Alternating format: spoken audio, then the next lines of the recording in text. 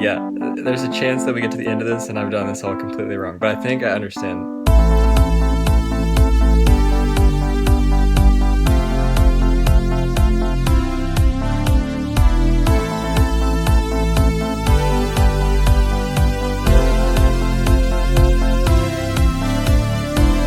Hey guys, it's Wednesday. It's the second podcast of the week. Go back and check out our update video, our Mount Rushmore of changes. If you are a little surprised, you're like, where was yesterday's? Where was TV time? That'll be a good video to update you on that. But anyway, into today's topic, which is going to be a little more serious. We're going to talk about cancel culture and exactly what that could mean for us as podcasters, amateur podcasters. What it just kind of means for the world around us and what we think about it, how we're going to take it. Jack, do you want to start off the discussion? Yeah, so I've been seeing a lot of recent news coming out on YouTube. A lot of YouTubers also have podcasts of just digging up things that are really old. And even you can see examples of this pretty early. Whenever Disney fired James Gunn over some joke tweets. But he's back. I don't really understand how that whole saga worked. You can also see it with Kevin Hart, where he had some homophobic tweets, I believe. Mm-hmm. And then he got... From a long, long time ago. He got canceled for a second. He was going to host... the Oscars. The Oscars, right? And then, they did away with that. Uh-huh. It's just scary, I guess, for me. I don't know about Samuel because I have convictions that may be looked at as hateful to other communities, you know? Mm-hmm. And it's really scary to see, like, you might say one thing today, and then in 10 years from now, you might be ridiculed for saying it. So if, like, I think I might have made a joke about... This might have been not on the Sipcast, but it might have just been in person. I made a joke, for instance, about people who identify as a different age than they are, which I still think that's really, really weird. Like, don't get me wrong, that's wrong. That's wrong. I think definitively that's wrong. But who's to say that in 10 years from now, like, they might look back at this video and say, he said that was wrong. He's bigoted, blah, blah, blah, blah, blah. Kick him off. Right. He's done, Mm-hmm. you know? And there's a lot of things that are going, like Jimmy Kimmel. And don't get me wrong, some of this stuff is warranted. Like, I think that if they go back into your past and they see, like, sexual misconduct, I think that's okay to be brought back up. Because that if that's buried and hidden, you don't want that. You don't want that kind of from people that you're looking up to. Right, definitely. So I understand that aspect, and I understand some of the race aspect. Like recently, Jimmy Kimmel was called out for doing a blackface of Karl Malone. Really? Okay, I didn't know about that. Who is a great basketball player, one of my favorites of all times. He's on my Karl Malone is a beast, and he's the strongest person I've ever seen in my entire life. Yeah. But he got a lot of flack. People were trying to cancel him left and right, which I think we can all say now definitively, blackface is wrong, right? Mm-hmm, blackface is wrong. But there is something to be said about the different kinds of, I guess, culture that you're living in at the time. Mm-hmm. If that was permitted back then and it wasn't looked down upon, I don't know if that's necessarily Jimmy Kimmel's fault or the culture around him's fault, you know? Right. I definitely think there's a balance to how we assign blame.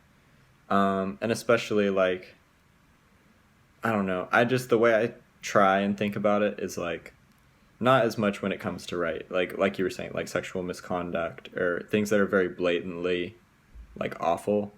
But when it comes to things that are in, like, this really weird gray area, it's like, I think it's important to remember that, like, as a culture, we're all just learning. We're all learning how to love people better for who they are. And I think that, like, even movements like the Black Lives Matter movement that's happening right now, in the wake of George Floyd, and a lot of other people really suffering. There's been so much suffering for such a long time. Like, just now, some people are realizing that. And it's like, other people, especially the Black community, has known that for such a long time. And it's tough to, like, look and say, like, oh my goodness, I can't believe this person didn't realize it. But when it's from a long time ago, yeah, I think the culture is partly to blame and not just the individual, necessarily. Like, definitely blame the individual in part, but right, they're a product of what they've grown up in and how they learned, I guess, is what I would say.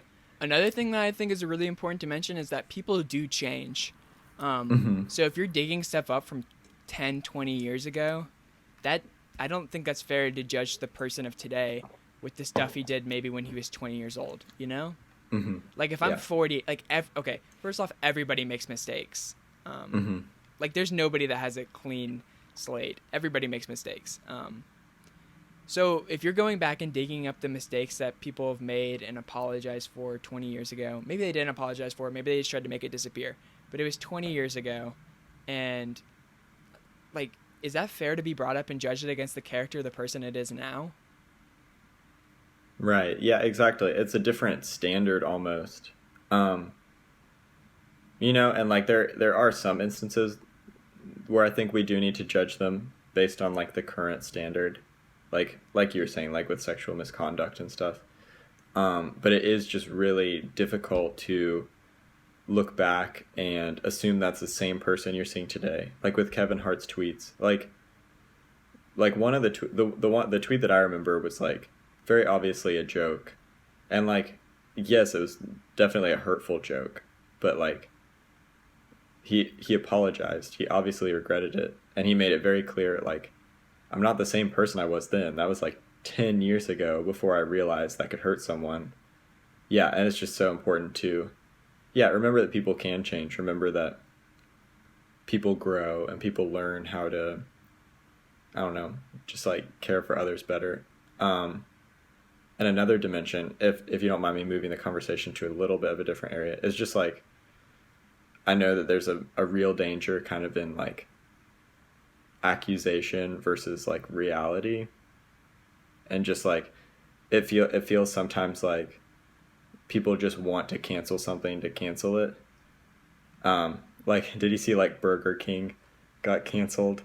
No. Like a week ago or two, maybe. Why? Because they had the black buns?